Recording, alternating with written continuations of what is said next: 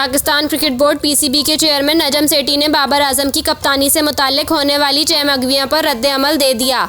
Twitter पर जारी बयान में नजम सेठी ने कहा कि कई माह से क्रिकेट और मीडिया के हलकों में बाबर आजम को कप्तान बरकरार रखने के फायदे और नुकसान पर बहस हो रही है। बाबर को तीनों फॉर्मेट का कप्तान बरकरार रखने पर बहस की जा रही है। नजम सेठी ने कहा कि ये फैसला चेयरमैन का है। मैंने पहले chairman selection committee Shahid Afridi और अब हारून रशीद के ख्यालात जाने। उन्होंने कहा कि दोनों कमेटियों का ख्याल था कि ये बात मेरिट पर पूरा उतरती है कि इस पर बहस हो। इसके बाद दोनों इस नतीजे पर पहुंचे कि सूरत हाल जूं के तूं रहनी चाहिए। मैंने पब्लिक में इस तमाम सूरत हाल को बयान किया। नजम सेठी ने कहा, हतमी तज्जिया ये है कि इसका फैसला मौजूदा सूरत हाल की कामयाबी और नाकामी से मशरूत होगा।